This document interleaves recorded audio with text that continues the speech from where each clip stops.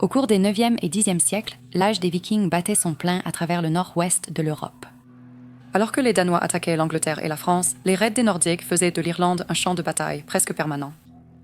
Les Vikings s'emparèrent de ports comme Dublin, Limerick et Wexford, y établissant de puissantes forteresses et des centres commerciaux florissants. L'esclavage était le plus grand commerce, et les Nordiques parcouraient l'Irlande à la recherche de captifs pour alimenter leur trafic.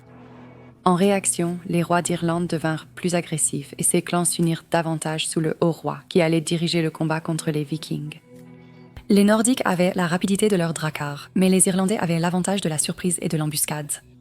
Aujourd'hui, dans Real Crusades History, nous allons explorer l'histoire complète de l'âge viking en Irlande, depuis le premier raid sur l'île de Rathlin en 795 jusqu'à l'épique bataille de Clontarf en 1014, où le célèbre haut roi d'Irlande, Brian Boru, affronta les forces du roi norvégien de Dublin, Sigtryg Barbe de Soie.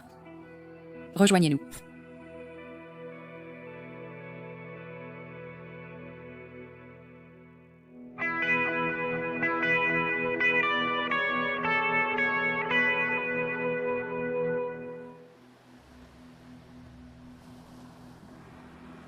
L'historien John Heywood a écrit célèbrement que peu d'endroits ont autant souffert des Vikings que l'Irlande. Pendant environ 2 siècles, les pillards nordiques ont emporté d'innombrables hommes, femmes et enfants irlandais pour alimenter leur commerce d'esclaves. Bien que les Vikings aient réussi à établir quelques bastions durables sur la côte irlandaise, ils n'ont jamais conquis de vastes territoires importants. Cela était en partie dû à la nature du pouvoir politique en Irlande. L'Irlande était sans doute la région la plus divisée de l'Europe du Haut Moyen Âge. Il existait sur l'île environ 150 petits royaumes et une douzaine de royaumes suprêmes. Les Tuatha, plus que des territoires, étaient des peuples, des clans ou des groupes de parenté élargis. Le roi, issu d'une lignée ancienne, était à leur tête, responsable de la prospérité et de la sécurité de son peuple. Le roi avait un rôle de législateur, de juge et de chef militaire. La richesse se mesurait en bétail et en terre que le roi devait protéger. Les familles libres devaient au roi un tribut en bétail et en récolte, ainsi que le service militaire. Les rois de petits clans pouvaient aussi devoir un tribut au suzerain, qui à son tour pouvait devoir le même au haut roi, ou Ri Roirak. Le véritable pouvoir d'un suzerain résidait dans sa capacité à commander la loyauté des rois vassaux. Les alliances entre les royaumes ont toujours été instables. Un roi capable et ambitieux pouvait devenir suzerain en construisant une puissante confédération de clans, mais il pouvait facilement tout perdre au profit d'un autre chef de guerre entreprenant. Cependant, au 8e siècle, des confédérations assez résistantes avaient émergé. Les plus puissants étaient le clan Aenale du Nord, qui dominait le nord-est de l'Ulster, et les Aenale du Sud, qui dominaient le Meath. Ce manque d'autorité centralisée et la concurrence guerrière acharnée entre les clans ont créé d'énormes problèmes pour les Vikings, déterminés à une conquête permanente.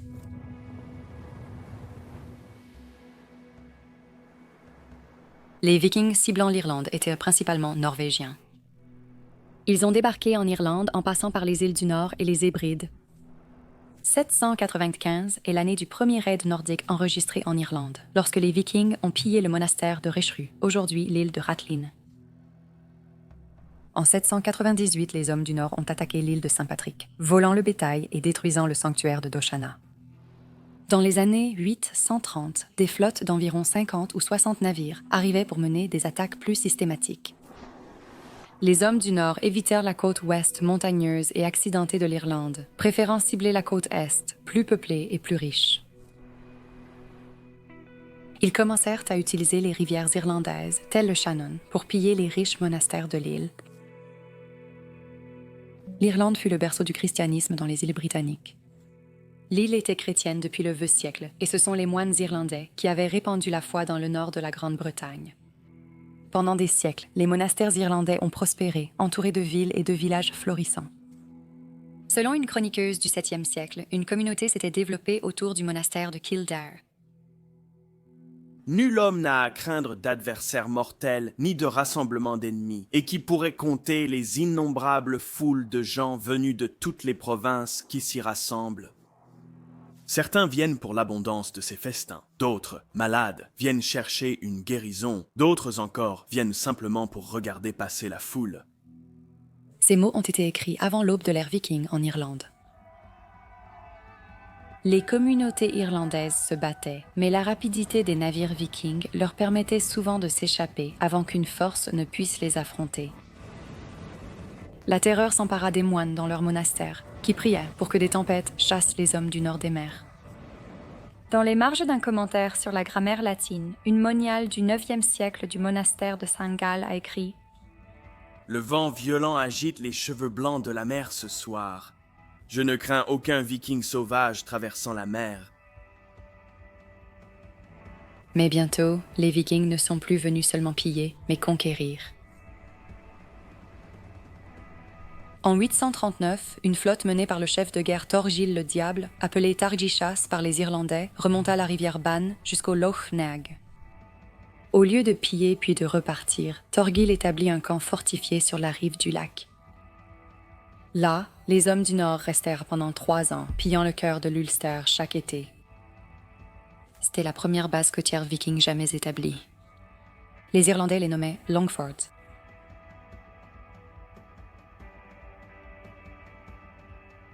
Les Scandinaves ont établi une présence permanente en Irlande. Cela leur a permis d'étendre leurs opérations de pillage, mais cela leur a aussi fait perdre leur mobilité. Ces forts étaient invulnérables aux attaques.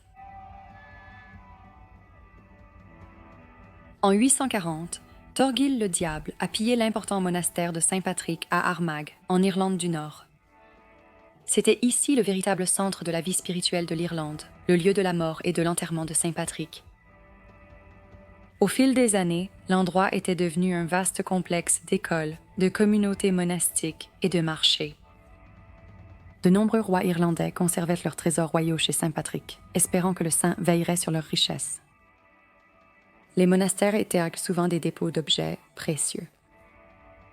En tant que centre juridique, des objets utilisés comme gages, tels que des broches, étaient conservés dans leurs murs, ainsi que de nombreux objets sacrés comme des vases d'autel, des couvertures de livres et des reliquaires. L'attaque de Thorgil fut dévastatrice et consolida sa réputation parmi les Irlandais comme le plus diabolique des chefs norvégiens. Selon les sources, Thorgil mena personnellement l'assaut, abattant des moines et des étudiants.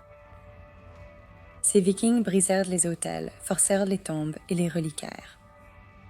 On raconte que Thorgil lui-même aurait même offert un sacrifice à Odin sur ce qui restait du grand autel dans la cathédrale.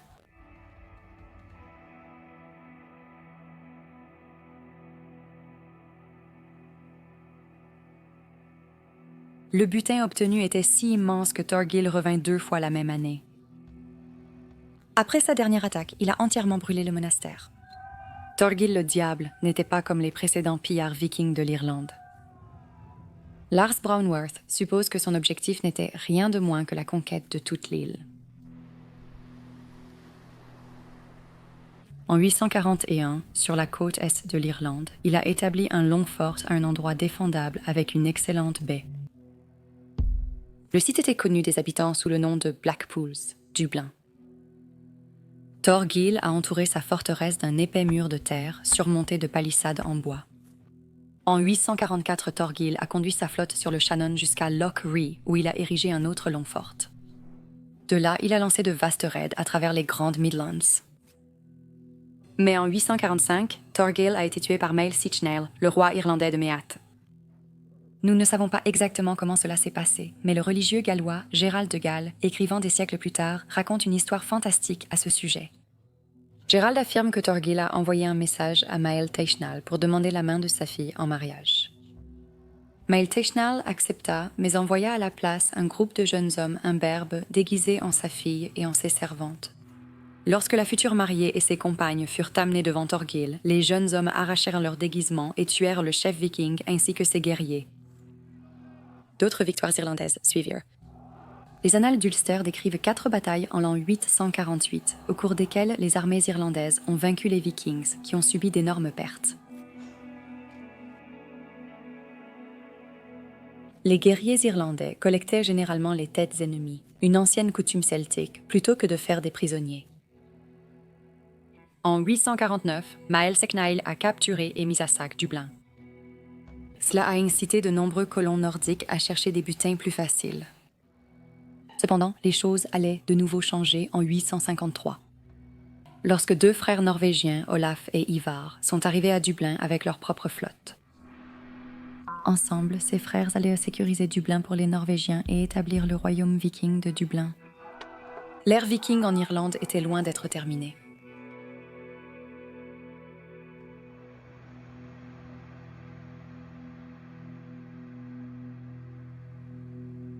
« 853 fut la prochaine année décisive dans l'histoire de l'ère viking en Irlande.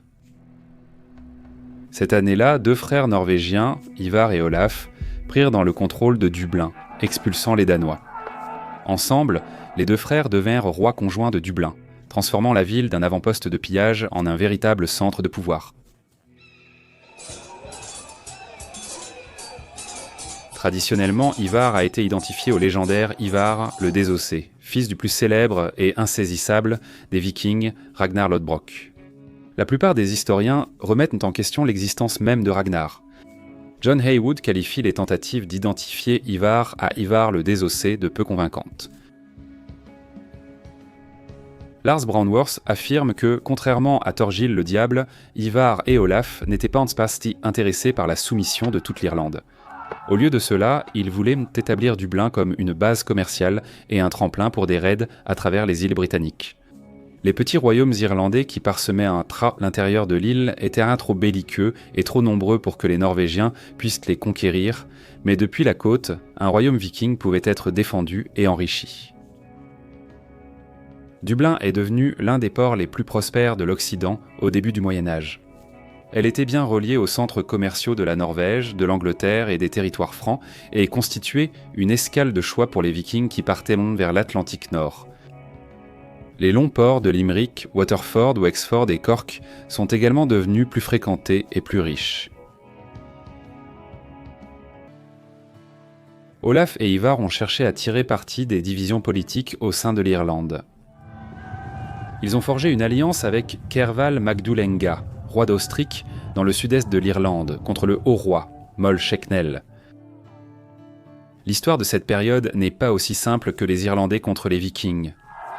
Les Vikings ont conclu des alliances avec certains Irlandais et se sont battus entre eux. Les Irlandais se sont battus entre eux. Il n'était pas rare que 2 camps opposés comprennent à la fois des Irlandais et des Vikings, ou même des descendants d'unions entre Vikings et Irlandais. Sur ce point, l'alliance entre le roi d'Osrege et les Vikings de Dublin a été scellée par un pacte de mariage. Olaf a peut-être épousé l'une des filles de Cerbhal. Il a probablement été baptisé en premier, bien que les Norvégiens étaient les connus pour accepter le baptême pour des raisons politiques sans adopter réellement la foi chrétienne. Après avoir mené campagne ensemble pendant une saison, Cerbhal, Olaf et Ivar ont envahi le royaume de Meath de Moll Shecknell en 859. Cependant, Cerbhal s'est rapidement entendu avec le roi de Meath et a abandonné ses alliés norvégiens. Olaf et Ivar se sont tournés vers un autre roi irlandais, Eyfandlet, le roi Ishnil du nord d'Ulster. Après la mort de Mal Shacknell en 862, Olaf et Ivar ont rompu avec Eyfindlet pour soutenir Lorcan mac Catal, le successeur de Mal Shacknell. Cependant, Lorcan regretterait son alliance avec les Norvégiens. En 863, Olaf et Ivar ont commis un acte proche du sacrilège sur une terre irlandaise vénérée. Les 2 frères en Béga ont pillé les tumulus néolithiques de Noth sur la rivière Boyne, à la recherche de trésors. Cela a provoqué la colère dans toute l'Irlande. Le roi A fut prompt à fustiger son rival Lurcan, le qualifiant d'allié des pilleurs de tombes. En 864, Ay captura et aveugla Lorcan, le forçant à abdiquer. À court d'alliés irlandais, Olaf et Ivar lancèrent un raid à travers la mer d'Irlande vers l'Écosse. Ead Finlay était maintenant le haut-roi. Il saisit cette occasion pour piller et anéantir le Longfort norrois à Ulster. Il vainquit les Norrois lors de la bataille de Luchefoyle et ramena chez lui 240 têtes ennemies. Puis l'allié des Ide, le roi Kensig de Loekis, attaqua et détruisit la forteresse frontalière d'Olaf à Clondalkin, à seulement 8 km de Dublin.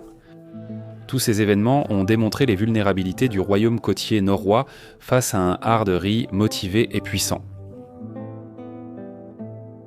Espérant se remettre de ses revers, Olaf conclut une alliance avec les Henniel du Sud et le Leinster.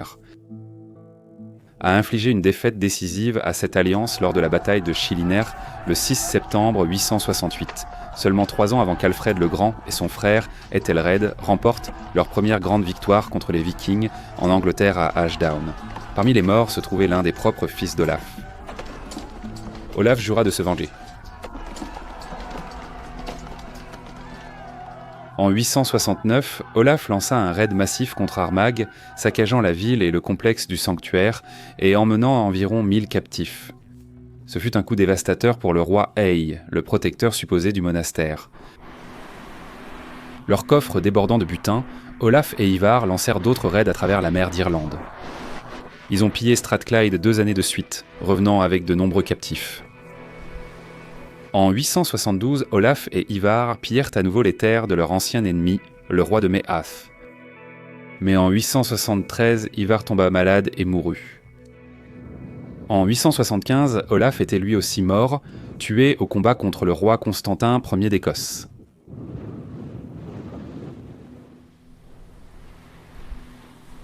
Sans direction solide, Dublin Nord devient politiquement instable.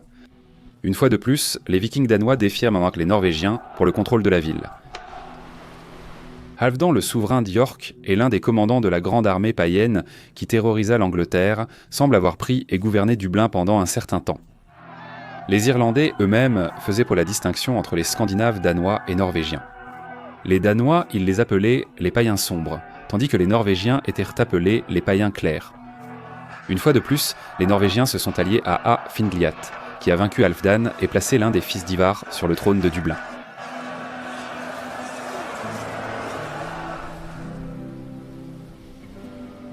Mais après une série de rois inefficaces, Dublin a fait face à un nouveau défi irlandais en 902. Carval mac Murcan, roi de Leinster, et Moll Finéar, roi de Berga, ont mené leurs armées dans une attaque en tenaille depuis le nord et le sud. Il y eut une bataille féroce. Les Vikings ont opposé une résistance désespérée, mais les Irlandais ont triomphé.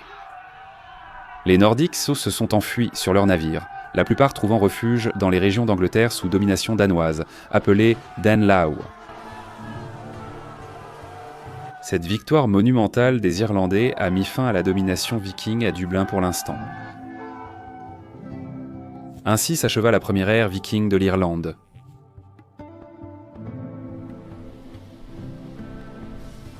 Les Irlandais ont abandonné ou détruit la plupart des ports vikings. Cependant, Dublin, Wexford, Waterford, Cork et Limerick ont survécu en tant que villes pérennes, toutes bénéficiant d'un bon port.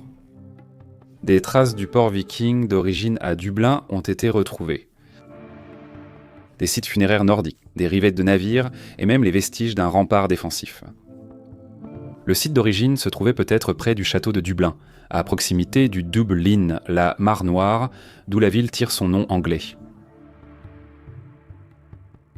Après la défaite des Vikings à la fin du IXe siècle, Dublin a continué de s'étendre. Il ne fait aucun doute que les Nordiques ont principalement fui l'Irlande à cette époque, il devait donc déjà y avoir une population irlandaise robuste à Dublin pendant la première période viking. La contribution majeure des Vikings fut le commerce. Avant l'arrivée des Nordiques, Dublin n'était pas une ville commerçante et la monnaie n'y était pas répandue. Ce sont les Vikings navigateurs qui ont relié Dublin aux centres commerciaux de York et de Duderstadt. Mais l'Irlande d'avant les Vikings était loin d'être pauvre. Des trésors de vases religieux en or et en argent témoignent de la richesse des monastères irlandais du Haut Moyen-Âge. Les monastères des Brondétans étaient bien plus que de simples communautés de moines. Des villes se sont développées autour d'eux et des rois, cherchant la protection des saints et de leurs reliques, ont établi leur résidence dans les sites monastiques les plus importants. Cependant, ce n'était pas l'or ou l'argent qui attirait le plus les pillards vikings, c'étaient les Irlandais eux-mêmes. L'Irlande du début du Moyen-Âge abritait une population robuste et généralement bien nourrie. Environ un demi-million de personnes vivaient en Irlande au début du IXe siècle.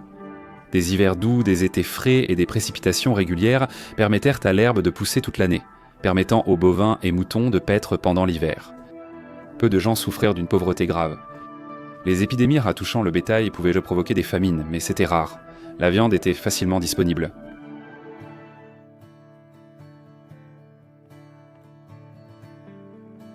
Avant l'arrivée des Vikings, la guerre n'impliquait pas la vente de captifs en esclavage. Le pillage se limitait généralement au vol de bétail, mais les Nordiques ont intensifié la souffrance et la tragédie humaine de la guerre avec leur appétit insatiable pour les esclaves. À mesure que les Vikings devenaient un acteur de plus parmi les royaumes irlandais, les rois irlandais eux-mêmes ont commencé à vendre leurs prisonniers de guerre aux marchands d'esclaves vikings.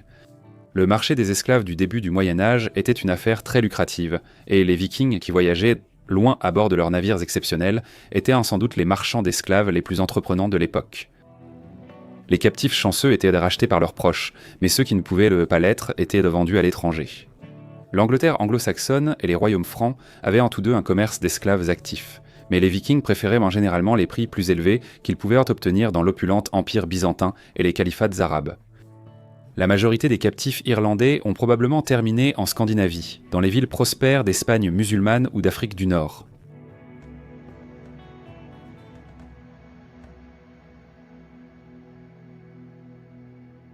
John Heywood remet en question l'idée répandue selon laquelle les Vikings auraient bénéficié à l'Irlande en l'ouvrant aux marchés commerciaux plus larges du monde médiéval. Il était vrai que les Vikings ont introduit de nombreux nouveaux marchés en Irlande, mais qu'on n'en sait pas compte. Mais étant donné que l'esclavage était la principale activité commerciale apportée par les Nordiques, comme le dit Heywood, il est peu probable que les victimes de la traite des esclaves aient été aussi enthousiastes quant aux bienfaits du commerce viking. Les sources historiques dont fournissent peu de détails concernant le sort des victimes de la traite des esclaves vikings. Cependant, deux récits incroyables subsistent concernant des hommes capturés par des trafiquants d'esclaves vikings. Le premier est un récit de la vie de Saint Findan. Au IXe siècle, la sœur de Findan fut capturée par des pillards nordiques. Le père de Findan a envoyé son fils rencontrer les Vikings pour négocier une rançon. Cependant, dès l'arrivée de Findan, les Vikings l'ont aussi capturé et réduit en esclavage. Il a été enchaîné sur le navire des hommes du Nord pendant 2 jours, sans nourriture ni eau. Finalement, les Vikings ont estimé qu'il était mauvais pour leurs affaires de capturer quelqu'un qui proposait de payer une rançon, car cela pourrait décourager d'autres personnes de faire de même. Les Vikings ont relâché Findan et sa sœur. Peu de temps après, Findan se retrouva de nouveau dans un endroit attaqué par les Vikings, mais le saint se cacha derrière la porte d'une cabane. Montrant la fréquence des raids nordiques dans l'Irlande du IXe siècle, Findan eut la malchance d'être capturé lors d'une 3e rencontre avec les Vikings. Il fut alors vendu comme esclave. Après plusieurs ventes successives, Findan se retrouva sur un navire en route vers la Scandinavie. Lors d'une rencontre avec des pirates, Findan a aidé l'équipage à les repousser. En récompense, le capitaine a retiré les fers des esclaves. Pendant une escale à Orkney, Findan a déserté le navire et s'est enfui. Après un long voyage, le saint irlandais est arrivé à Rome. Finalement, il a terminé ses jours comme moine dans un monastère en Suisse, où un autre moine a consigné sa vie peu après sa mort. Le second récit est plus amusant. Morgad, un homme marié et père d'une fille, est capturé par des Vikings et déporté en Northumbrie. Là, les esclavagistes nordiques l'ont vendu à un couvent, mais le rusé Morgad a fini par séduire bon nombre des nonnes qui l'avaient acheté. Lorsque les habitants se sont rendus compte qu'un esclave avait déshonoré le couvent, ils ont banni Morgad, le jetant à la dérive sur un bateau sans rame en guise de punition pour ses transgressions. Murchat a été secouru par des Vikings naviguant à proximité. Les Vikings ont vendu Murchat à une riche veuve en Allemagne. Il avait du succès avec les femmes, car il a aussi séduit cette veuve. Les aventures de Murchat ont continué. Il est revenu en Irlande et a retrouvé sa famille. Il a fini sa vie en tant que professeur de grammaire latine. Il est difficile de savoir combien d'histoires se trouvent dans ces récits. John Heywood note que de nombreux esclaves n'ont probablement pas eu autant de chance que Findan et Murchad. Cependant, les évasions d'esclaves n'étaient probablement pas si rares et beaucoup ont finalement été libérés. Des milliers d'Irlandais amenés comme esclaves en Islande ont ensuite été libérés et sont devenus des fermiers locataires. À l'aube du Xe siècle, les aventuriers scandinaves avaient soumis et gouverné d'importantes parties de l'Angleterre, de l'Écosse et de la France. Cependant, ils avaient été chassés d'Irlande. C'est le pouvoir centralisé des principaux royaumes anglo-saxons d'Angleterre qui a permis aux Nordiques de conquérir et de gouverner d'importants territoires. Battaient le roi et son armée pour devenir le nouveau pouvoir. En Irlande, il y avait beaucoup trop de petites unités de pouvoir pour que les Vikings puissent y prendre un contrôle important sur de vastes étendues de terre. Conclure un traité de paix était souvent ardu. La paix avec un chef irlandais ne garantissait pas la paix avec un autre. Ne sous-estimons pas les prouesses guerrières des Irlandais médiévaux. Beaucoup de petits rois pouvaient lever une troupe d'environ 300 hommes. C'était suffisant pour affronter une petite bande de Vikings en maraude. La coopération entre plusieurs rois irlandais pouvait produire des armées importantes. Cependant, la plupart des pillards nordiques étaient mieux équipés que leurs adversaires irlandais. Un viking de moyens raisonnables s'équipait d'une cotte de mailles et d'un casque en fer. Les Irlandais se manquaient souvent des deux et n'étaient entarmés que de lances et de petits boucliers ronds appelés boucliers.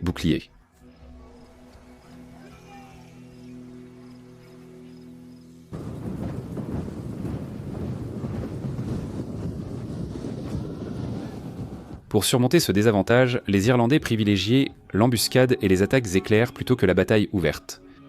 Lorsque les Irlandais armés attaquaient un groupe de pillards vikings traversant la campagne irlandaise, ils étaient probablement avantagés. Ils pouvaient frapper soudainement et submerger les Nordiques, puis disparaître dans la nature environnante. Un raid réussi laissait un contingent nordique vulnérable, car ils étaient fatigués et chargés de captifs et de butins. Il était courant que les Irlandais traquent et attaquent les pillards vikings épuisés par la bataille alors qu'ils s'efforçaient de rassembler et d'emporter leur butin. Partout en Irlande, les structures construites par l'homme offraient peu de défense adéquate contre les attaques nordiques. Des dizaines de milliers de petits forts circulaires étaient répartis à travers l'Irlande. Les rois suprêmes disposaient de forteresses en pierre assez importantes comme le Greenarn d'Aileg de Donegal, la principale base des Aeniel du Nord. Cette forteresse avait des murs de pierre de 4,50 m de haut qui entouraient une zone d'environ 23 mètres de diamètre. Les rois de moindre importance avaient des forts plus simples, protégés par un rempart de terre et des palissades, et mesurant parfois à peine 9 mètres de diamètre. De telles structures ne contenaient guère plus que la résidence du chef et quelques petits bâtiments.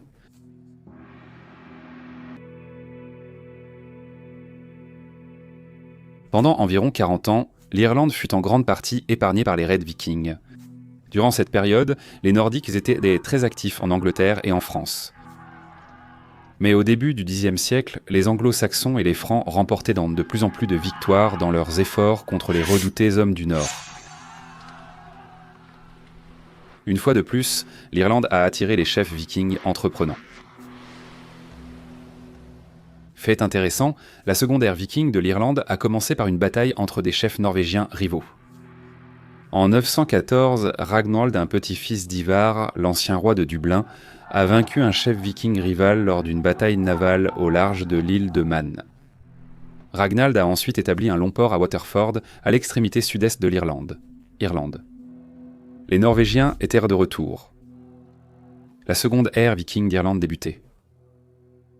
En 917, Sihtric l'Oil, le frère de Ragnhild, conquit Dublin. C'était un développement alarmant pour les rois d'Irlande. Le haut roi Niall Glundulf rassembla une coalition pour chasser une fois de plus les Vikings de Dublin.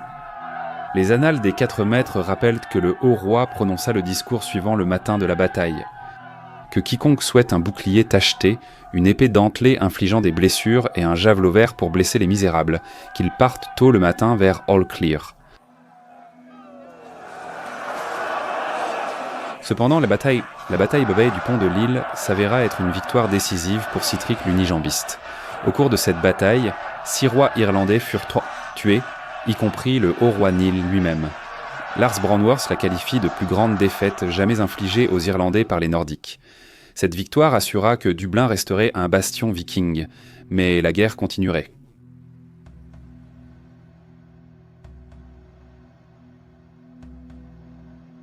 Au cours des années suivantes, les Nordiques continuèrent à rétablir leur présence dans les villes côtières d'Irlande. En 922, Thorir Helgason rétablit le royaume viking de Limerick, et les Nordiques prirent Cork et Wexford. Comme lors de la première ère viking en Irlande, les hommes du Nord n'ont pas tenté de conquêtes à grande échelle, mais se sont concentrés sur la tenue de petites bases côtières fortement fortifiées.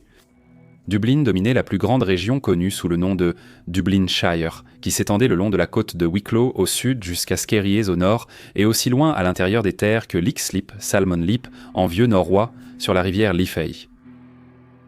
Mais les Vikings ne se sont pas installés au-delà de Dublin et de ses environs immédiats. Le toujours pragmatique et impitoyable Sihtric évitait l'intérieur de l'Irlande. Avec une vision typiquement scandinave, Sihtric considérait le monde comme une série de points sur la mer plutôt qu'un ensemble de masses terrestres.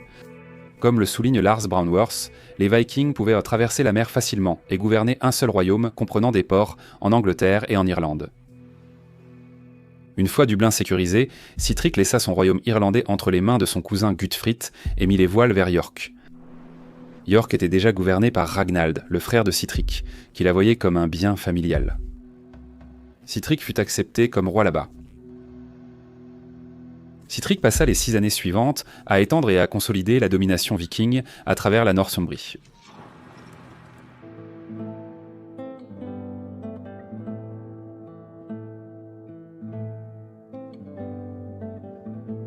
Pendant ce temps, Guthfrid régnait sur Dublin d'une main de fer. Il lança immédiatement de vastes raids d'esclaves à travers l'Irlande. En novembre 921, il a mis Armagh-Sac. Curieusement, Guthfrid a épargné les bâtiments monastiques et les moines eux-mêmes. Guthfrid était-il un converti au christianisme ? C'est incertain. Quoi qu'il en soit, Guthfrid a subi le sort classique des chefs vikings victorieux. Alors qu'il rentrait chez lui chargé de butin, Guthfrid a été pris en embuscade par Myrshatash, des manteaux de cuir des Ignaïl du Nord. Ce fut un désastre pour les Vikings. Durant la bataille, Myrshatash était mort, mais ses hommes ont remporté la victoire. Utrecht a été lourdement vaincu. Cela a marqué un tournant dans la deuxième ère viking irlandaise. Contrairement à la première ère, les Vikings ne pouvaient le pas traverser l'Irlande sans rencontrer une opposition sérieuse. Désormais, les Irlandais étaient mieux adaptés aux tactiques vikings et en avaient même adopté certaines eux-mêmes. Dorénavant, les armées irlandaises constitueraient une menace majeure pour les raids vikings. Mehurtug des manteaux de cuir a vaincu les Norvégiens de Dublin à la bataille de Carlingford Lough en 925. 200 Vikings ont ensuite été capturés et décapités. L'année suivante, Mehurtug tua Halfdan, le fils de Guthrie, au combat et assiégea le Longfurt à Lyngdutshall. Les défenseurs norvégiens ne furent sauvés que lorsque Guthrie lui-même arriva avec des renforts et que l'armée de Mehurtug se retira. Guthrie décida que Lyngdutshall ne pouvait plus être défendu et abandonna le Longfurt. Un siècle de raids vikings a transformé la société irlandaise. Les clans irlandais étaient devenus plus belliqueux. Les rois qui remportaient des succès contre les Vikings gagnaient la loyauté de leur père. Le pouvoir des suzerains s'est formalisé et territorialisé. Les sous-rois ressemblèrent de plus en plus à des seigneurs territoriaux pour les suzerains, et les Irlandais adoptèrent les tactiques et les armes des Vikings. Les épées et les haches devinrent populaires chez les guerriers irlandais. Les incendies et les pillages étaient en grande partie inconnus dans la guerre irlandaise avant l'arrivée des Vikings. Mais désormais, les Irlandais adoptèrent cette tactique, l'employant même contre les Norvégiens. Cependant, les rois irlandais utilisaient aussi cette méthode de guerre agressive entre eux. En 927, Cédric Lanwyle est mort. Guthrie, son parent, est allé à York réclamer le trône de son royaume ancestral. Cependant, les choses avaient changé en Angleterre, où les Anglo-Saxons étaient en pleine ascension. Le petit-fils d'Alfred le Grand, le roi Æthelstan, consolidait son pouvoir sur une grande partie de l'Angleterre, y compris l'ancienne loi danoise des Vikings. Æthelstan a vaincu et expulsé Guthrie. York était maintenant perdu pour les Vikings de Dublin. Le royaume à cheval sur la mer se désintégrait. De retour à Dublin, Guthrie régna là jusqu'à sa mort en 934. Olaf, fils de Guthrie, dut combattre d'autres Vikings pour obtenir le droit de régner sur Dublin. Il a vaincu les Vikings de Limerick lors d'une bataille à Logrie en 937. Olaf était désormais le roi suprême des Vikings en Irlande. Encouragé par ce succès, il complota pour reprendre le riche port de York et reconstruire le royaume de son père. Olaf conclut une alliance avec Constantin Ier, roi d'Écosse, et le roi gallois Owen de Strathclyde, puis se prépara à envahir l'Angleterre.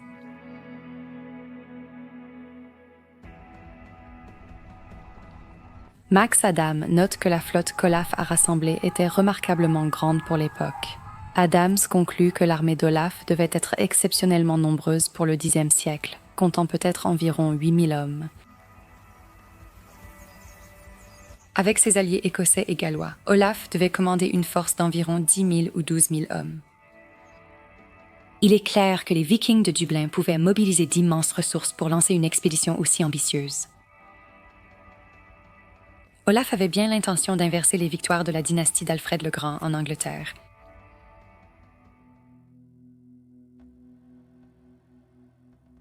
De nombreux historiens considèrent Æthelstan comme le vrai fondateur de l'Angleterre. Éduquée par sa tante, la redoutable fille d'Alfred le Grand, dame Æthelflaed de Mercie, et formée au combat aux côtés de son père, le roi Édouard l'Ancien, Æthelstan était issue d'une lignée fière. Seule parmi les royaumes anglo-saxons, sa maison de Wessex avait survécu et finalement vaincu les Vikings. Mais Æthelstan était plus qu'un roi guerrier. Comme Alfred le Grand, il était dévoué à la loi, et plus de textes juridiques ont survécu du règne d'Æthelstan que de tout autre roi anglais du Xe siècle. Désormais, Æthelstan devait affronter une attaque viking aussi dangereuse que celle auquel son grand-père avait dû faire face. À l'été 937, Æthelstan se trouvait avec son armée en campagne dans le sud de l'Angleterre lorsqu'il apprit qu'Olaf Guthriusson, roi des Vikings de Dublin, était à la tête d'une armée de coalition ravageant la Mercie. La taille de la coalition nordique rendait les enjeux extrêmement élevés. Les troupes d'Olaf ont semé le chaos et la destruction sur un large territoire. Guillaume de Malmesbury écrit au sujet de ravages continus, chassant les habitants et incendiant les champs. Æthelstan devait agir sans délai. Rejoint par son frère Edmond, Æthelstan mena une grande armée vers le nord, déterminée à contrer l'attaque d'Olaf. Les deux armées se sont affrontées à Brunanburh, donnant ainsi lieu à l'une des batailles les plus légendaires de l'ère viking, immortalisée dans les annales d'Ulster et la chronique anglo-saxonne. Face à face, les deux armées avancèrent, disposées en formation de murs de boucliers, typiques de cette époque. Les combats durèrent toute la journée. La chronique anglo-saxonne laisse un récit vivant et émouvant de l'événement. Cette année-là, le roi Æthelstan, seigneur des nobles, dispensateur de trésors aux hommes, et son frère aussi, Edmund Ætheling, remportèrent par le tranchant de l'épée une gloire immortelle lors de la bataille autour de Brunhumber. Les fils d'Édouard formèrent un mur de boucliers en tilleul taillé à l'épée forgée. Leurs ennemis périrent. Les Écossais et les Nordiques tombèrent, condamnés à périr. Le champ s'assombrit du sang des hommes, depuis le moment où le soleil, ce glorieux luminaire, la brillante chandelle de Dieu, du Seigneur éternel, parcourut la terre aux premières heures du matin, jusqu'à ce que cette noble création disparaisse à son coucher. Là gisaient de nombreux hommes détruits par les lances, de nombreux guerriers nordiques abattus par-dessus leurs boucliers, et de même, de nombreux Écossais reposant épuisés, rassasiés de bataille. L'affrontement fut féroce. Les deux camps subirent de lourdes pertes, mais les Anglo-Saxons remportèrent la victoire. Selon les annales d'Ulster, la coalition d'Olaf s'est effondrée lors d'une bataille brièvement mais puissamment relatée. Une grande bataille, lamentable et horrible, fut cruellement livrée entre les Saxons et les Normands, au cours de laquelle plusieurs milliers de Normands, dont le nombre est incalculable, périrent. Mais le roi Olaf s'est échappé avec quelques compagnons. Un grand nombre de Saxons tombèrent de l'autre côté, mais Æthelstan, roi des Saxons, remporta une grande victoire. La victoire anglo-saxonne à Brunanburh a eu un impact majeur sur l'Irlande. Maurti des manteaux de cuir profita de la défaite d'Olaf et pilla Dublin en 938. Cependant, au décès d'Edelston en 1939, Olaf essaya de rétablir le royaume maritime familial. Pendant un temps, il réussit à s'emparer et à gouverner York, mais il mourut peu après, en 941. Malgré la restauration d'Olaf, la domination nordique à York ne fut plus jamais assurée, le puissant royaume anglo-saxon représentant une menace constante. Avec la mort d'Olaf, son cousin, Olaf Sitricsson, devint roi de York. Son frère, Blokha Guttormsson, devint roi de Dublin. Blokha s'est avéré être un commandant redoutable. Pour contrer les raids de Blokha, un Hertog des manteaux de cuir a réuni une armée irlandaise contre les Norvégiens à Glastonbury. Lors de la bataille, les Vikings triomphèrent et le roi Meertug fut tué. 5 jours plus tard, Walker fut licencié en ligne. Les Irlandais ont pleuré la mort de Meertug. Il avait été un roi prospère et vaillant, qui l'emportait souvent sur les Nordiques. Les annales d'Ulster l'appellent Hector de l'Ouest et déplorent que sa mort ait laissé la terre des Irlandais orpheline. La mort de Meertug a rassemblé les Irlandais, désireux d'honorer le sacrifice héroïque du roi d'Aileach. En 944, Congalach Noba devint le haut roi d'Irlande et s'empressa de venger les récentes victoires des Norvégiens. Il envahit et pilla Dublin, tuant des centaines de Norvégiens. La catastrophe fut si grave pour les Vikings que Blokha s'enfuit en exil. Les Norvégiens n'ont pas réussi à tenir à York et les Anglais ont vaincu et chassé Olaf Sitricsson, qui s'est enfui à Dublin. Olaf prit le pouvoir à Dublin, mais mourut en combattant Congolug en 948. Godfred, un autre fils borgne de Sitrix, devint le nouveau roi de Dublin. Comme d'habitude, Godfred ouvrit son règne par de vastes raids. Il pilla le centre de l'Irlande en 951, saccageant une douzaine de monastères irlandais, dont celui de Kells.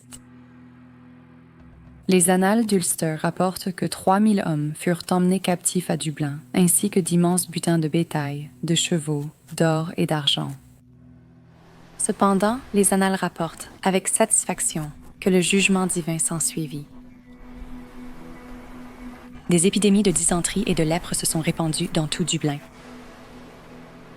Le roi Godfred faisait partie des morts.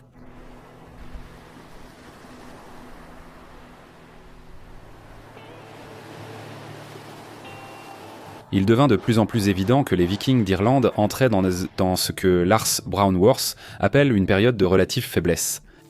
Cela attira l'attention d'autres Norvégiens entreprenants intéressés par York. L'un d'eux était Eric H. de Sang de Norvège, une figure emblématique de l'ère viking. L'un des quelques 20 fils du premier roi de Norvège, Harald Belle-Chevelure, Eric s'est révélé être un guerrier et un conquérant né. À 12 ans, il partit de chez lui pour 10 ans de raid de la France à la côte baltique. Le roi Harald, ravi du courage d'Éric, le nomma son héritier. Cela ne fut pas bien accueilli par les nombreux frères aînés d'Éric. La violence s'ensuivit et Éric tua 2 de ses frères à la hache. Lorsque 2 autres frères contestèrent le testament de leur père, Éric réprima brutalement ce défi lui aussi. Tous ces fratricides ont peut-être valu à Éric le surnom de « hache sanglante », bien que certains soutiennent que ce surnom n'est apparu qu'au XIIe siècle. Éric devint roi de Norvège, mais son règne fut bref. Il gouverna avec la même brutalité qui lui avait permis d'accéder au trône. L'un des frères survivants d'Éric, Håkon le Bon, gagna le soutien des paysans et des jarls, s'empara du trône et força Éric H. de Sang à l'exil. Mais Éric ne se laissa pas abattre par son infortune. Il reprit aisément une vie de pillage et de vol. Son succès grandissant, il rassembla des partisans et obtint la couronne d'York. Cependant, Éadred, le nouveau roi anglo-saxon d'Angleterre, jura d'éliminer une fois pour toutes la domination nordique à York. Avec l'approbation d'Éadred, les Écossais ont pillé la Northumbrie. Pendant ce temps, le roi anglais se dirigea vers le nord avec son armée, menaçant de châtier les Northumbriens s'ils échouaient à chasser Bloodaxe. Cela a fonctionné. Les Northumbriens ont chassé Éric et son entourage hors d'Angleterre. Éric H. de Sang sera le dernier roi norvégien indépendant d'York. En 955, le royaume d'Angleterre avait définitivement absorbé York et les territoires de Selolé qui composaient le Danelaw. Le Danelaw, parfois rattaché à Dublin viking, avait duré environ 100 ans. L'image d'une épée sur un penny d'argent, frappée pendant l'un des règnes tumultueux et violents d'Éric H. de Sang, commémore à juste titre l'ère viking de York. Le rêve d'un royaume maritime viking, reliant Dublin et York, s'est finalement éteint. C'était un pari risqué. Naviguer de Dublin à York par la mer du Nord était un périple maritime périlleux, défiant même le viking le plus aguerri à tenir à distance anglais et irlandais.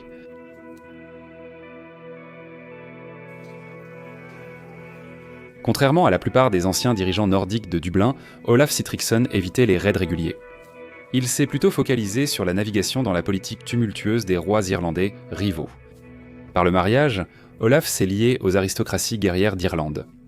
Olaf était officiellement chrétien, ayant été baptisé dans le cadre d'un traité avec Édmond d'Angleterre, frère du célèbre Æthelstan.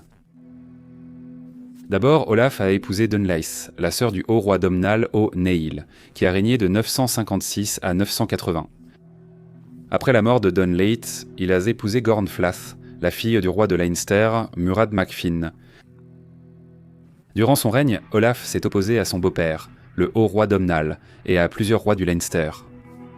Après la mort de Domnall, Moll Sheknal Mac Domnall, le fils de Dunlace d'un précédent mariage, devint haut roi en 980 en Thélassanti. Moll Sheknal n'éprouvait que peu d'affection pour les Vikings de Dublin. En 1975, il a incendié un bosquet sacré dédié à Thor en dehors de la ville. Olaf voulait éprouver la force du nouveau haut roi. En 980, il a formé une coalition incluant des Vikings de la côte écossaise et des Hébrides.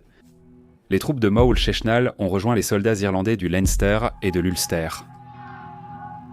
Les deux camps se sont affrontés sur la colline de Tara, un ancien tumulus funéraire et siège traditionnel des hauts rois d'Irlande. La bataille de Tara s'est soldée par une victoire décisive pour Moll Sheknal et une défaite écrasante pour Olaf. Cette bataille, et non celle de Clontarf plus tard, fut la défaite décisive des Norvégiens en Irlande. Le fils aîné et héritier d'Olaf mourut dans la mêlée et l'armée viking se dissipa. Maor Sheknal profita de son avantage pour assiéger Dublin. Après 3 jours, la capitale d'Olaf capitula. Maor Sheknal extorqua un lourd tribut aux citoyens, tandis qu'Olaf s'enfuit en exil. Mais Olaf ne s'est pas enfui vers une forteresse viking voisine. Il devint plutôt moine à Iona, où il s'éteignit. En partie révolus étaient les jours où des pillards nordiques comme Thorgil le Diable profanaient le Neis pour les monastères. Désormais, les Norvégiens d'Irlande existaient au sein des cadres politiques, culturels et même religieux de l'époque, à tel point qu'un viking de Dublin vaincu termina ses jours dans un monastère gaélique.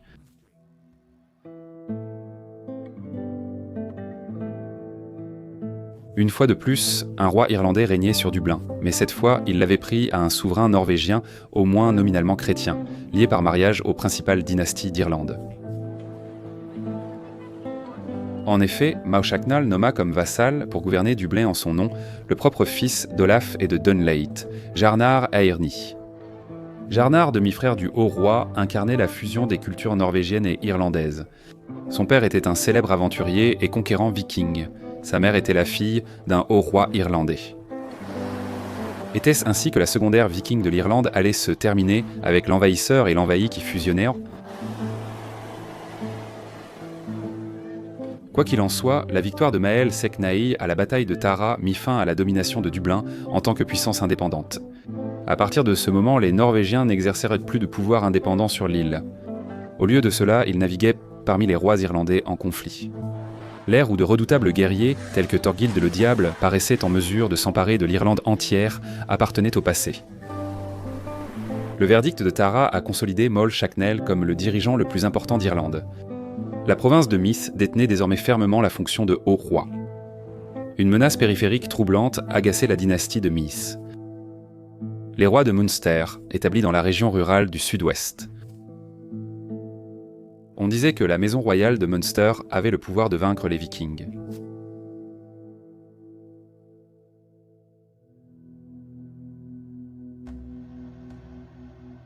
La fin de l'ère viking en Irlande est généralement associée au plus grand roi de la dynastie de Munster, Brian Boru, qui régna de 978 à 1014.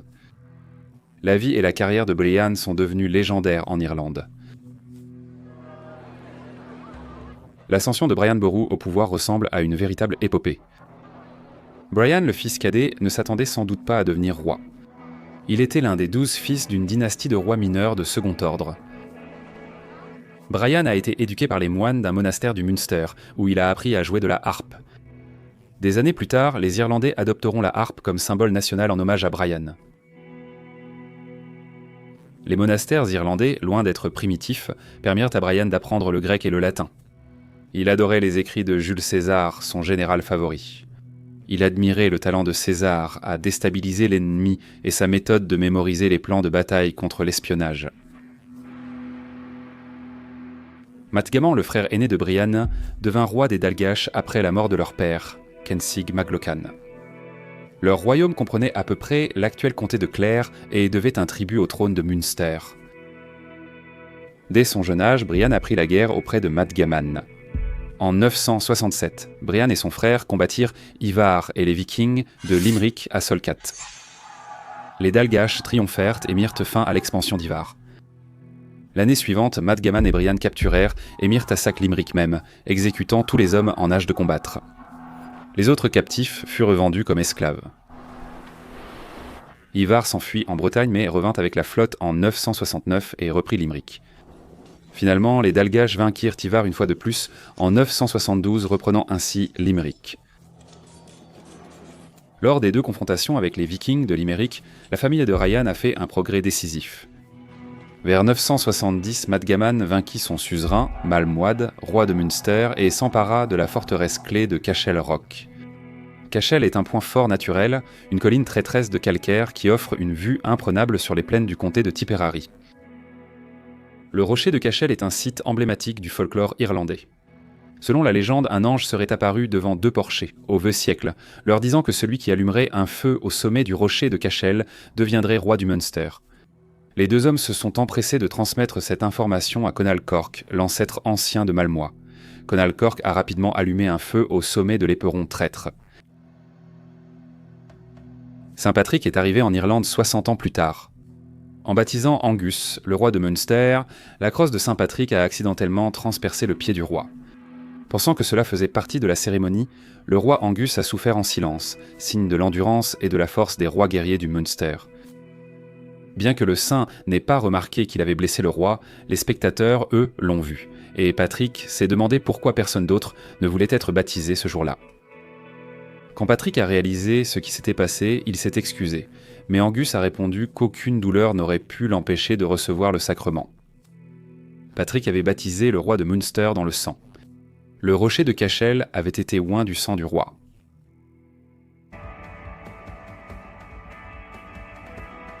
Le triomphe de Mathgaman au rocher de Cashel revêtait une grande importance symbolique et pratique. Le Munster était l'un des royaumes les plus importants d'Irlande, couvrant tout le sud-ouest de l'île, et sa conquête aurait fait des Dalgash une grande puissance. Mais avant que Mathgaman ne puisse consolider sa victoire, Malmuad le tua et reprit Cashel. C'était une crise politique majeure pour les Dalgash. Soudainement, Brian Boru se retrouva roi des Dalgash. Ses compétences seraient bientôt testées. Chassé de Limerick en 972, Ivar fit de l'île de Scatry sa nouvelle base d'opération, près de l'embouchure du Shannon, un point de départ idéal pour lancer des attaques contre les Dalgash. Cependant, Brian Boru était sur le point de mettre en pratique les leçons de César, en battant Ivar à son propre jeu. Ayant appris des Vikings, Brian leva sa propre flotte qu'il mena à Scatry en 977. Pris par surprise, Ivar fut vaincu et tué au combat par les troupes de Brian. L'année suivante, Brian affronta et tua Malmoine, le meurtrier de son frère. Brian Boru devint roi de Munster. De nombreux Irlandais et Vikings détestaient en voir les Dalgash triompher de manière si totale. Les ennemis irlandais de Brian se rallièrent autour de Donovan, des Ifienti, qui conclut une alliance avec les derniers vikings de Limerick, désormais dirigés par le fils d'Ivar, Harald. Cette coalition irlando-viking fit front dans le comté de Limerick, face aux forces de Brian Boru. Nous étions en 978. Lors de cette bataille décisive de Carracoon, Brian Boru remporta une victoire déterminante.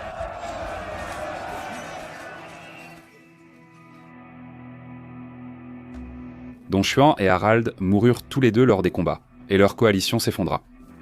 Limerick fut la principale forteresse des Dalgas. Bien que les Norvégiens n'y détenaient plus le pouvoir, beaucoup restèrent comme mercenaires au service de Brian Boru, qui les appréciait en tant que combattants et marins. Brian étendit son pouvoir, devenant suzerain des villes traditionnellement vikings de Cork, Wexford et Waterford. Il prit aussi des mesures pour affirmer sa domination sur le Connacht et le Leinster. L'expansionnisme ambitieux de Brian lui valut l'opposition de Mael Secnail, le roi de Meath et suzerain de Dublin, qui avait obtenu la haute royauté en 980. Presque chaque année, Brian menait sans relâche des raids en Leinster, en Meath ou en Connacht. Il envoya des flottes vikings depuis Limerick pour ravager les terres de ses ennemis irlandais en Connacht et en Meath le long de la rivière Shannon. Grâce à cette puissante combinaison d'attaques terrestres et navales, Brian était le général le plus efficace de son temps. Enfin, Donchar MacDomnall, le roi de Leinster, se soumit à Brian en 996. En 1997, Brian remporta le prix ultime. Il força Marl Shacknell, le haut roi d'Irlande, à reconnaître son pouvoir. Mal Shechnal conserverait la haute royauté, tout en partageant le pouvoir avec Brian. Brian devint le suzerain indépendant de toute la moitié sud de l'Irlande, y compris Dublin. En effet, l'Irlande avait désormais 2 hauts rois. Mais les combats n'étaient pas terminés. Le successeur de Donad au trône de Leinster, Malmorda, s'est allié à Sitric Barbe de Soie dans une alliance contre Brian. Sitric était le fils d'Olaf Sitricsson, roi norvégien de Dublin, et de Gormflaith, fille du roi de Leinster, Mohad Macfin. L'alliance entre Barbe de Soie et Malmorda représentait véritablement un intérêt commun des dynasties irlandaises et nordiques. Sitric ne peut guère être considéré comme un envahisseur viking classique.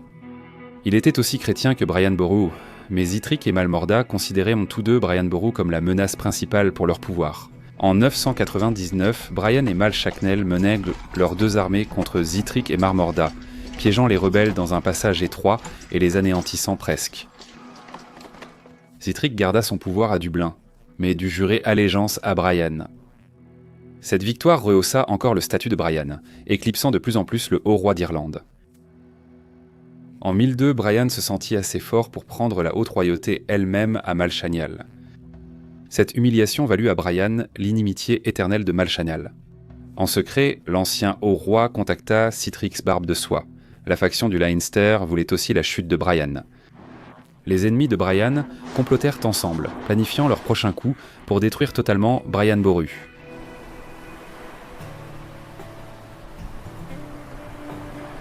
Pendant ce temps, Brian lui-même avait d'autres idées. En l'an 1005, il fit un pèlerinage vers le site le plus sacré d'Irlande, la tombe de Saint Patrick au monastère d'Armagh. Là, Brian déposa 20 onces d'or sur l'autel. Il prit un scribe pour inscrire son nom dans le registre de la cathédrale, Imperator Scotorum, empereur des Irlandais. C'était la vision ultime de Brian, unir l'Irlande en un seul royaume, gouverné par un seul roi. Brian se voyait lui-même comme ce roi. Ceux-ci, les ennemis de Brian, étaient déterminés à l'empêcher, et ils ont obtenu d'importants alliés parmi les sous-rois d'Irlande, ébranlés par l'ambition grandissante de Boru.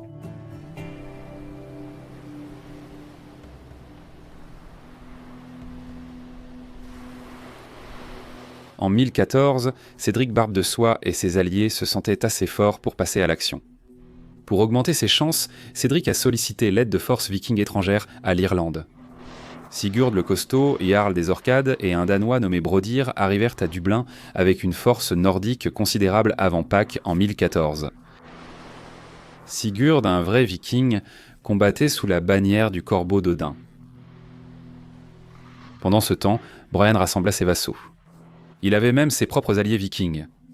Le propre frère de Brodir, Ospark de l'île de Man, se rallia à Brian et mena un contingent norvégien sous la bannière de Boru.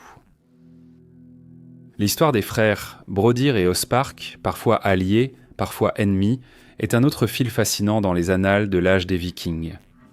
Il n'est peut-être pas surprenant de voir deux frères vikings soutenir chacun un camp opposé lors de la bataille décisive de l'Irlande médiévale. La bataille de Clontarf est souvent considérée comme le grand moment où Brian Boru s'est opposé aux envahisseurs vikings de l'Irlande. Il est évident que l'affaire était bien plus complexe. Des Irlandais et des Vikings figuraient en bonne place des deux côtés. En effet, le sang des dynasties irlandaises et vikings coulait dans les veines de Sihtric Barbe de Soie, qui était peut-être plus celte que norrois. En définitive, la bataille de Clontarf visait à déterminer qui deviendrait le haut roi d'Irlande, et non à écraser la puissance viking. C'était un affrontement d'intérêts irlandais concurrents, chacun utilisant ses propres alliés vikings. Le site de la bataille, Clontarf, se situait près de Dublin au nord. Les deux armées se sont rencontrées là-bas le 23 avril 1014, le Vendredi Saint. Ni Sihtric ni Brian n'ont personnellement combattu lors de l'affrontement. Sihtric essaie resté avec la garnison à Dublin, espérant tenir la ville en cas de défaite. Depuis les remparts de Dublin, il observait les combats. Avant même le début de la bataille, les rebelles étaient mal partis. Pour certains alliés, l'absence de Sihtric était vue comme un manque de courage. Il essayait peut-être même d'adopter une position neutre afin de pouvoir se rallier au camp des vainqueurs. Cependant, les alliés restants demeuraient résolus à combattre. Brian, âgé d'environ 70 ans, était trop vieux pour combattre lui-même. Il demeura dans sa tente de guerre. Murad, le fils et héritier de Brian, était à la tête de l'armée de son père. La taille exacte des deux armées en reste inconnue. Certains historiens estiment que Brian disposait d'environ 7000 hommes, tandis que le roi de Leinster et ses alliés nordiques en avaient environ 5000. Malgré tout, les chercheurs s'accordent généralement à dire que Brian possédait probablement la plus grande armée. La taille de l'armée de Brian a sûrement contribué à la méfiance de Sihtric.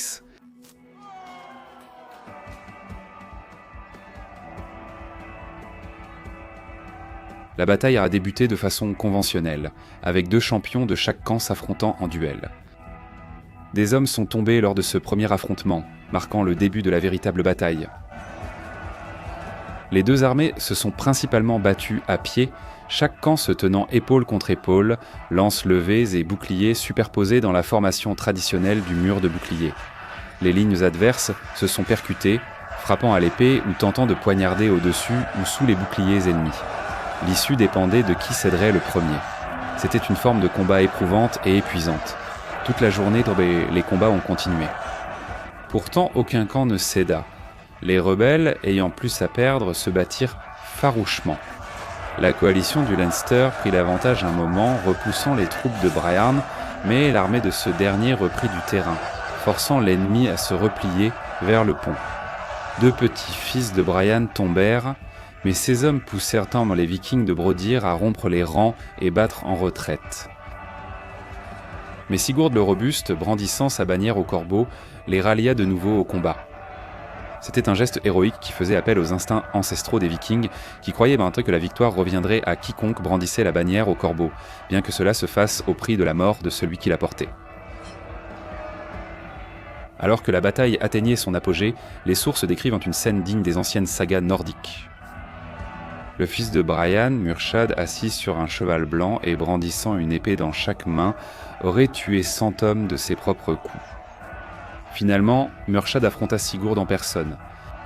Avec une épée, Murchad fit tomber le casque de Sigurd, tandis qu'avec son autre épée, il lui ouvrit la gorge. Sigurd tomba mort sur le coup, accomplissant au moins en partie la prophétie de la bannière du corbeau. Cependant, un viking de Sigurd transperça le ventre de Murad de sa lance. Murad s'effondra, mais avant de mourir, il trouva la force d'arracher la cotte de maille du viking, puis il poignarda l'homme 3 fois dans la poitrine. C'est une scène magnifique et poétique. S'est-il vraiment passé exactement comme décrit ? Nous ne le saurons jamais. La mort de Sigurd a été un tournant, brisant la ligne de bouclier des rebelles. L'armée de Brian Boru a submergé le champ de bataille, tandis que leurs ennemis fuyaient en désordre. Comme dans beaucoup de batailles médiévales, la plupart des morts sont survenus pendant la déroute. Les troupes de Bauru ont vaincu leurs ennemis qui essayaient de s'échapper. De nombreux Norvégiens se sont noyés en tentant de regagner leur navire dans la baie de Dublin. Au milieu de ce moment de triomphe pour le Munster, Brodir et un petit groupe de Vikings ont réussi à franchir les lignes ennemies et sont entrés dans la tente de Brian, où le vieux haut roi priait. La plupart des Vikings prirent dans an ce vieil homme, agenouillé et accroché à une croix, pour un moine, mais Brodir le reconnut immédiatement. D'un seul coup de hache, Brodir fendit le crâne de Brian. Les troupes de Brian capturèrent rapidement Brodir et ses compagnons. Horrifiés à la vue de leur roi assassiné, les guerriers irlandais tuèrent Bambrodir sur le champ, lui ouvrant le ventre, bien que certaines sources affirment qu'ils l'ont gardé en vie pour le torturer à mort plus tard. Ce fut un dénouement dramatique à une bataille sanglante et horrible.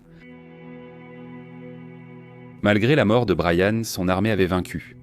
Les mercenaires vikings capturés furent tous exécutés. La prudence de dernière minute de Sihtric fut bénéfique, épargnant Dublin. Les pertes furent horribles des deux côtés. Le fils aîné de Brian, ainsi que 2 petits-fils, un neveu, un frère, et de nombreux nobles irlandais et chefs de clan furent tués. Ospar, le frère de Rothia, est aussi décédé.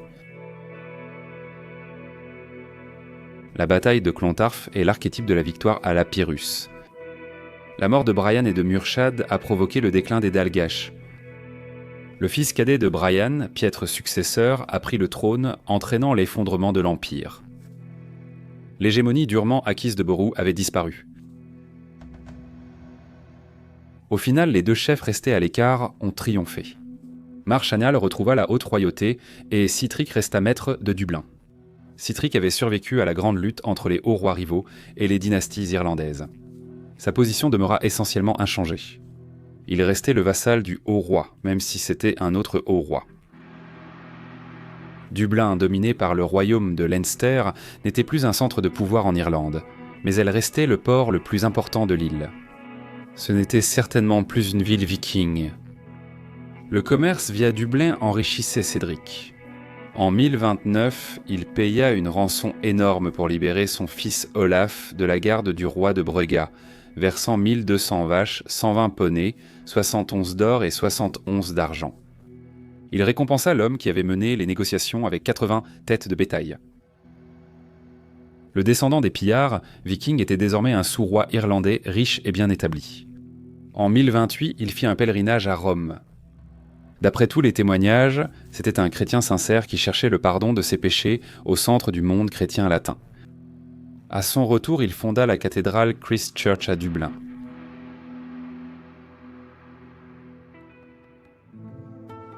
La fin de Cithric n'a pas été paisible. En 1035, un autre dirigeant norvégien gaélique, Ekmarkov mac Ragnall des Hébrides, conquit Dublin et força Sihtric à l'exil. Sihtric mourut en 1042, très probablement lors d'un autre pèlerinage à Rome. Au cours du siècle suivant, Dublin fut disputé par divers rois irlandais.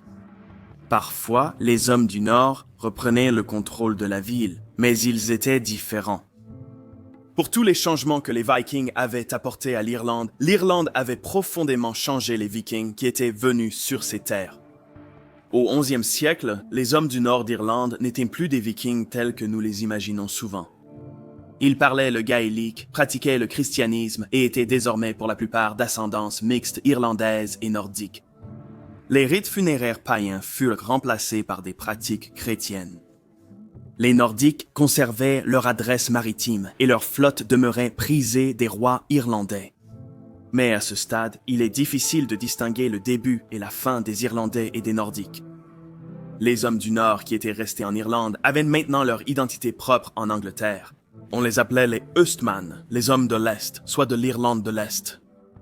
Ainsi, à l'étranger, les Norrois irlandais étaient reconnus comme distincts des autres Scandinaves. Ceci fut le résultat final de ces premières attaques vikings contre les monastères irlandais lors des jours tumultueux des 8e et 9e siècles. Selon Lars Brownworth, l'héritage viking de l'Irlande est complexe. Les Nordiques ont fondé les grandes villes commerciales d'Irlande, Dublin, Cork, Limerick, Wexford et Waterford, mais leur réputation de pillards brutaux était bien méritée.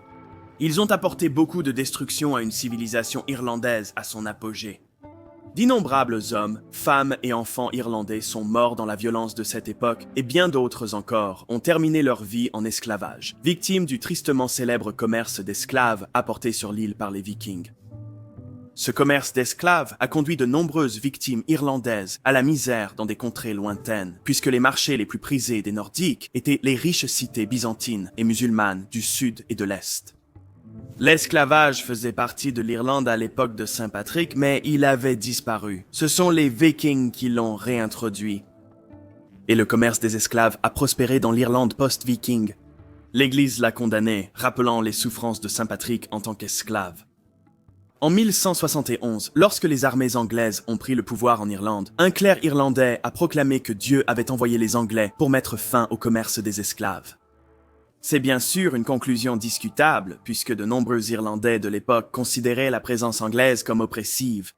Mais le fait qu'un clerc irlandais ait fait ce commentaire est significatif et intéressant. Peut-être que Dublin est l'héritage le plus positif de l'époque viking. Au Moyen Âge, la ville était réputée pour ses produits de luxe, sa croissance se poursuivant. L'or, l'argent, les armes, les soies et les chevaux étaient tous échangés à Dublin et les marchands affluaient au port de toutes parts. Les Norrois ont été les premiers à introduire la monnaie à Dublin. La ville était un des principaux centres internationaux de la chrétienté. Dublin a produit la première classe de marchands irlandais d'Irlande. Le début du XIe siècle était une époque où l'ère viking touchait à sa fin dans toute l'Europe du Nord-Ouest, en partie parce que les Vikings eux-mêmes s'étaient si bien adaptés au territoire qu'ils avaient envahi. Le christianisme s'était propagé à travers la Scandinavie.